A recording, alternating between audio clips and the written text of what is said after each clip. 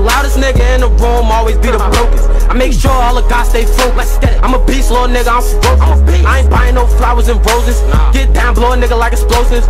Woke up. This video is brought to you by CatBeast.com. Design your own custom snapbacks and hats. What's going on, people? Slime. Shit, man, OG. Got a reaction. Now, I seen this video in my recommendations, so I was like, let me react to this. A Ronnie 2K interview talking about NBA 2K19.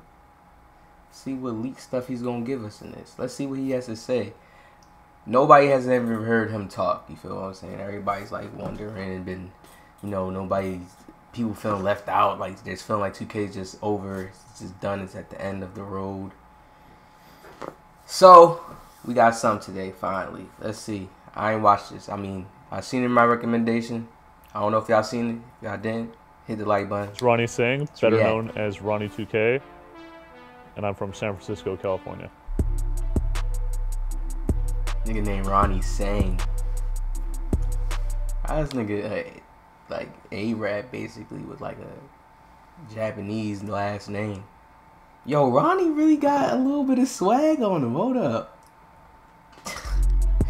That's what he been doing, just getting swagged up while 2K gets those ideas to our development team. I mean, I used to be a fan of the game for years. Our game is played by so many people. To be that person that's kind of the spokesperson and the liaison for the development team and the fans is such a fun job. I've been with 2K for 10 years. I've been playing the game since it was on Dreamcast. You really say he lit in the park. I was actually on the leaderboards for NBA 2K5. It's just a dream job, you know. I used to love sports. I played basketball constantly, and to be in this position is really awesome. And 2K has sold 9 million units this year, 2K18, and it allows us to get in. Damn. That's why, like, I feel like they don't be doing that with the game, bro. 9 million? It's a lot. Front of a rabid NBA fan base. There's a lot involved. You know, we have a development team that works throughout the summer, 20 hours a day, 7 days a week. The biggest challenge I would say is iterating. NBA 2K11, when we put Jordan on the cover, I was like, this is as great as this game can ever be, and yet somehow we push the envelope every single year. We introduce something new. This year with a neighborhood and having an open world, it is like the next evolution, and I think that that's the challenge. We always want to innovate. We always want to be creative. We always want to listen to the fans. Oh, the neighborhood. Finding that kind of medium and trying to put out the best game that we can that is innovative is our biggest challenge. But it's something that we continue to do. Lying about the neighborhood like ideas, and we have so many great fans that provide us ideas that I think, you know, we'll continue to push the envelope. Got me in the clubs tonight, boys. You keep talking about these damn envelopes. You don't need to be pushing no envelopes. You need to be fucking making something new. Lit. It's very tiresome. We have this great team, 200 developers. I mean, they sleep in their office most of the summer. Why are they trying to make him look like he's nice? For the entire 20 years, NBA 2K19 is going to be our 20th. They've lacked summers for 20 straight years. But that's the passion that these guys have. Seeing these guys work is so inspiring, headed up by, obviously, the Thomas brothers. They really have just organized these guys in such a great way. And getting to work with such a talented group of people is pretty extraordinary. For NBA 2K19, we're still 5 months away. So there's not a lot I can say. Damn, 5 months he said it. Hey, I'm not trying to talk too much because I want y'all to hear it, alright? So I ain't trying to talk too much. I want y'all to hear what he's saying, you know, just so y'all don't miss out on anything. In terms of features, a lot of that stuff gets locked down as we get closer. We know what worked for NBA 2K18. I imagine that the neighborhood, we're going to look at doing more stuff there. And yeah, we're going to just continue to push the envelope. Oh my God, he's talking about pushing this envelope. Well, it's confirmed. The neighborhood is still gonna be here. They could change it up, make it different, though. We pride ourselves as a brand that listens to our community, and we have such a passionate community. Damn. The community includes, obviously, everybody that plays it every day, celebrities that play a game, the athletes that play our game. They have a lot to provide as well in terms of lifestyle and, obviously, being authentic to basketball with the NBA players that play our game.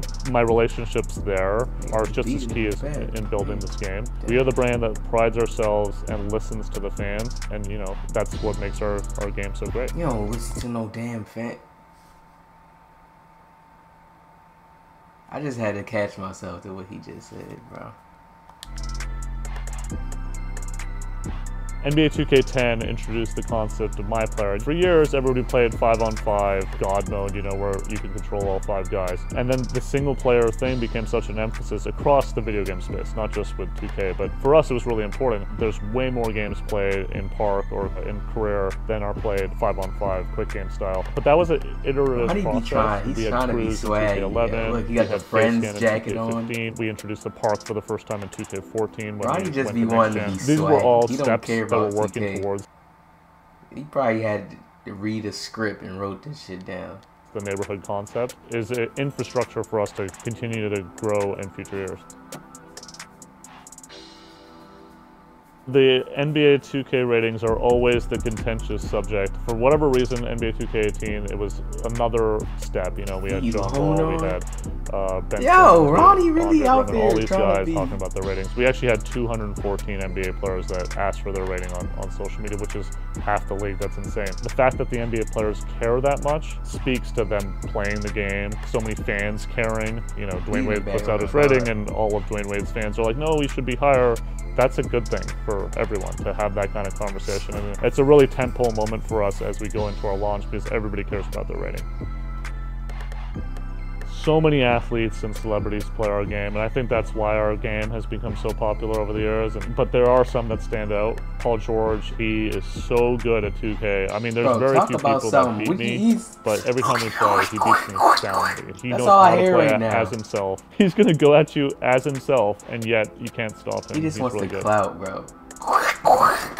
Ronnie, that's all I hear right now. Got the little edit video. What is this supposed to be? Some 2K? Was one of the first 99s. Legit. The guy has over 2,000 hours in the game. Him and I are friends, and every time I go over to his place, he's been on like a 10-hour binge 2K session. He was supposed to go to Europe for his tour in October, and he's like, shoot, 2K's coming out. I can't do that. And he was in the, I think, one of the first 20 people to get to 99, but he postponed his tour to play 2K. It's pretty wild. Is he saying 99? The game got to 99? Bro, am I hearing what I'm hearing clearly? He's just sitting here, Rod. Look at his face right now, bro. He doesn't even look like he means this shit. He's just sitting there. Game got to 99. He was one of the first people. He didn't want to go on tour to play 18. He's saying 99. Game hit 99. The game hit 99. Bro, is this video real? He has this video edited up like it's a music video. He was I think one of the first 20 people to get to 99, but he postponed his tour to play 2K. It's pretty wild, but he's legitimately really good at the game. Lil Yachty was actually in town doing a tour at the same exact time in the Bay. He calls me up. He's like, hey, I got to play you in 18 before we play anyone else. So I went over, and right before he went on stage, him and I are playing on one of his little games kits, playing 2K18 for the first time. I had to give him that work because he hadn't played, but he is really good, and he's definitely one of the better celebs that plays our games. You saw the whole 21-7 battle for Cash. It's a big thing. He thinks he's a rapper. Ronnie thinks competitive. There's so many people that play our game, and to be good at it is kind of a badge of honor. So it's great seeing that kind of enthusiasm from celebs that have so many other options 2K in their thinks he's a rapper, that like bro. to spend it with us. Yo, you might as well quit and rap. I was a huge video game fan as a kid. I don't think I'd be at this position in 2K if I wasn't. I played a lot of RPGs, and I think that experience really speaks well to the neighborhood in NBA 2K. You had to beat that just dropped on? I also loved like Mario Kart. I like competitive games. I played NBA Jam. Alright, you rambling about dumb shit, Ronnie. I don't want to hear about you playing your little childhood games. This is what he has to talk about? Steph Curry, Aisha? What is... Couple days later after this shoot, but she took like 3 3-pointers and swished all 3 like 8.5 months pregnant. I mean, girl can shoot. So it was pretty amazing. 2K League Draft.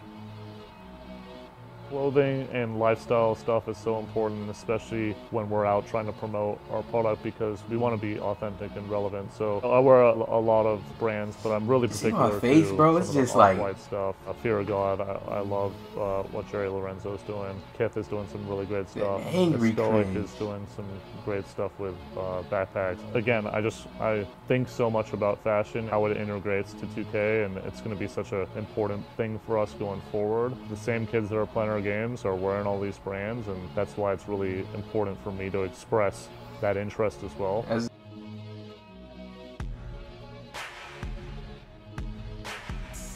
Make-A-Wish is so important, and giving back are really important to us as a brand, and really important to me personally. It's something that you'll continue to see. We just had a kid in a couple weeks ago, and it was so great. He was a kid with leukemia, and he told me that 2K, you know, was such a distraction for him when he didn't have a surgical procedure or something going on. So to give that kind of comfort to a kid means so much to us as a brand. As a kid, I was such a big bad. All right, Ronnie, I don't think you're talking about anything else. I ain't seen any. I really want to do. My parents were like, God, you play 3 hours of basketball a day. You're walking around with a basketball in middle school. Yo, he edited this up. The edits was hard, but he edited like he was a rap star, bro. I know what you're trying to do, Ronnie. Watch, he just gonna make his announcement, quit, drop a track. He just scared to drop it because he don't know if people think it's fire or not. Bro. I know that's one thing. Kids will like 2K18. You won't see really, really small kids complain about it. I know that for a fact. And like I said, 2K has a whole bunch of different communities. That's why they don't really have to focus if the park dies out or if a certain park dies out. Because there's the regular casual players who just play quick matches that buy the game. They sell it in units and stuff like that. That's how they, you know, make money that one whole time like that. Hit a like down. Let me know what y'all think in the comment section below. Slime!